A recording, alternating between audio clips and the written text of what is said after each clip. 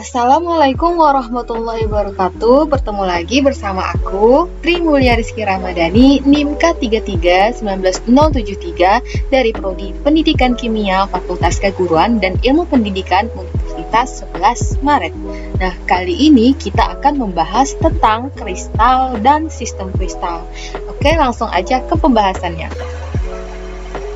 Nah, ada pengertian kristal nih. Kristal itu adalah suatu padatan yang memiliki atom, molekul, atau ion penyusunnya secara teratur dan polanya berulang secara 3 dimensi.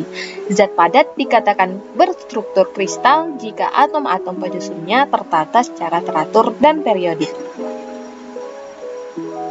Kemudian, kristal atau kristalin padat adalah bahan padat yang konstituennya seperti atom atau molekul tersusun dalam struktur mikroskopis yang sangat teratur, membentuk kristalatik memanjang di semua arah.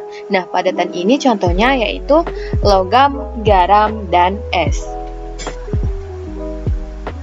Lanjut ke struktur kristal. Nah, ternyata kristal ini ada strukturnya loh. Nah, struktur kristal adalah susunan khas atau berbeda atom-atom dalam kristal. Suatu kristal yang terdiri dari jutaan atom dapat dinyatakan dengan ukuran, bentuk, dan susunan sel satuan yang berulang dengan pola pengulangan yang menjadi ciri khas dari suatu kristal. Struktur kristal dapat diperoleh dengan menempelkan atom atau sekelompok atom atau basis ke titik kisi. Nah, contohnya itu ada pada gambar ini ya. Kristal lattis plus basis sama dengan kristal struktur.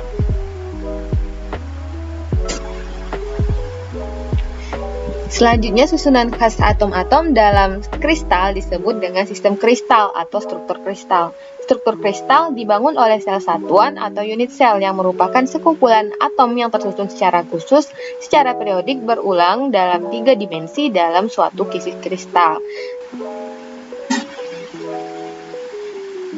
Nah, apa sih pengertian dari unit sel? Unit sel adalah kelompok terkecil dari atom-atom yang memiliki keseluruhan simetri kristal dan dari mana inti atom dapat dibangun dengan pengulangan dalam dimensi-dimensi yang sama. Nah, jadi ini adalah suatu contoh unit sel ya. Unit sel penyusun dari kristal tersebut. Kemudian ada 3 satuan panjang sel A, B, dan C dan 3 sudut sel satuan alfa, beta, dan gamma.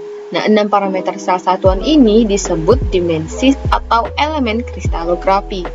Panjang sel satuan A, B, dan C dapat ditetapkan sepanjang sumbu X, Y, dan Z, tetapi sudut alfa, beta, dan gamma harus ditentukan dengan tepat. Nah, untuk sudut alfa adalah antara panjang B dan C.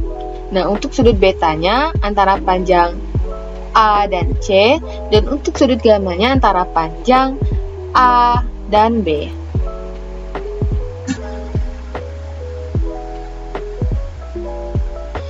Nah, ini adalah contoh jika unit sel itu tersusun di sepanjang sumbu Y, dan ini ada sepanjang sumbu X, dan ini adalah sepanjang sumbu Z. Lalu kita lanjut ke kisi kristal. Nah, kisi kristal merupakan kumpulan titik-titik yang tersusun secara periodik dengan mengikuti pola tertentu dalam suatu ruang. Titik-titik tersebut dihubungkan dengan operasi rotasi, translasi, dan refleksi. Salah satu sifat kisi adalah invarian yang terjadi bila sebuah titik dioperasikan berkali-kali dapat kembali ke posisi yang semula.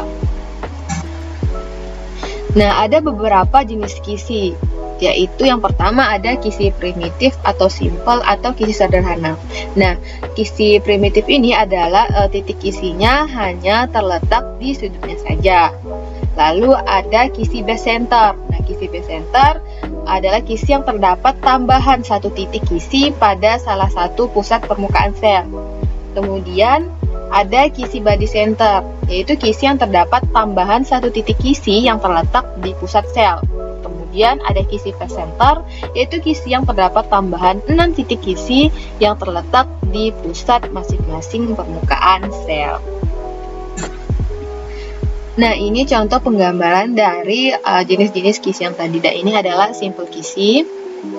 Ini adalah base center. Nah, ada body center, ini ada terdapat kisinya di tengah. Lalu ada face center yang di setiap permukaannya ada tambahan satu titik kisi. Nah, sebuah sistem kristal ini kita sudah masuk ke sistem kristal. Nah, sebuah sistem kristal dapat diidentifikasikan dengan dimensi sel. Satuannya di sepanjang 3 sisi sumbu A, B, C, dan 3 sudut antara sumbu alfa, beta, dan gamma. Nah, ketujuh sistem kristal itu ada sistem kristal kubik, heksagonal, tetragonal, rombohedral, ortorhombik, monoklinik, dan triklinik. Nah, ada pun contoh dari kristal sistem kubik ini yaitu Fe, Cu, Ag, Au, NaCl, NaBr, dan diamond. Nah, contoh dari kristal sistem heksagonal itu ada grafit, ZnO, CdS, S, dan Zn. Lalu sistem kristal tetragonal itu contohnya ada Sn, SnO2, NH4, Br. Kemudian contoh sistem kristal rombohedral yaitu ada Bi, Al2O3, NO3, dan KNO3. Selanjutnya contoh sistem kristal ortorhombik yaitu iodin, rombik sulfur, BaSO4, dan K2SO4. Kemudian contoh dari monoklinik yaitu gula, sulfur, boraks, Na2SO4, 10H2O. Kemudian contoh dari sistem kristal terakhir yaitu triklinik yaitu H3BO3, K2Cr2O7, CuSO4, 5H2O.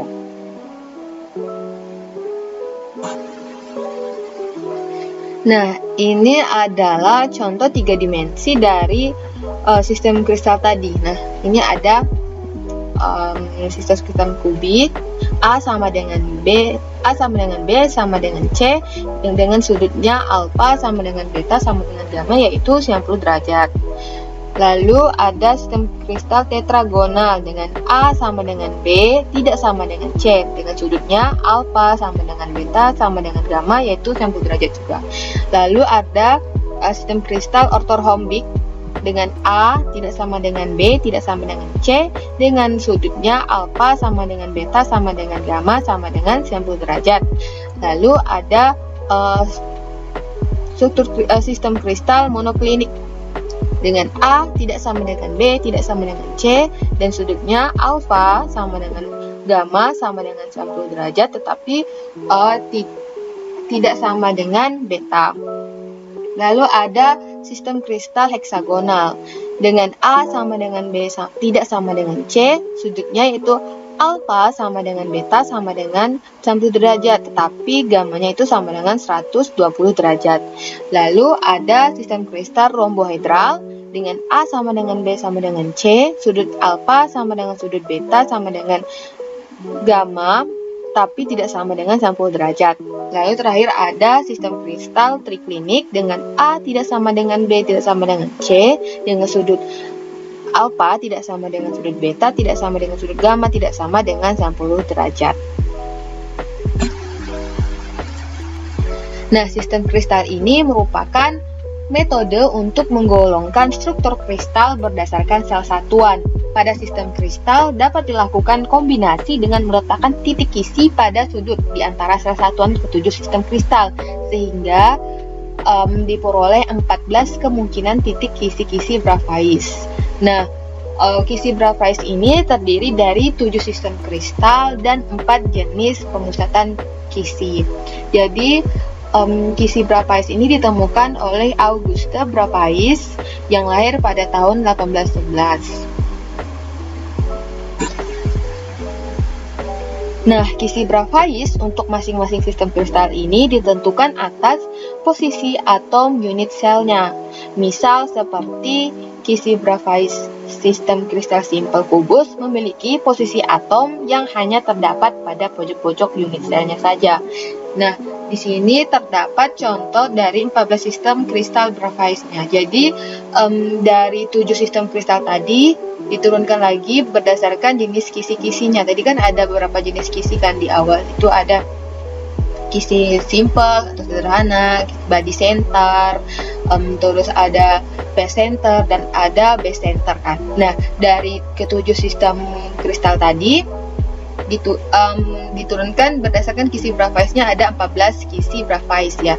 Nah, contohnya di sini ada sistem kristal triklinik. Jadi sistem triklinik ini hanya mempunyai satu kisi, yaitu simple kisi atau kisi sederhana atau kisi primitif. Lalu pada monoklinik terdapat dua kisi, yaitu kisi center dan kisi simple. Lalu untuk sistem kristal ortohombik itu ada empat kisi, yaitu ada simple, base center, phase center, dan body center.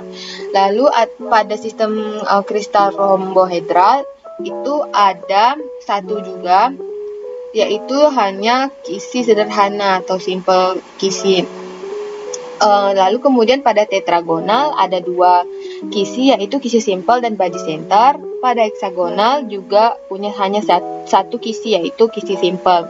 Lalu pada kubik terdapat tiga kisi, yaitu kisi simple, body center, dan phase center.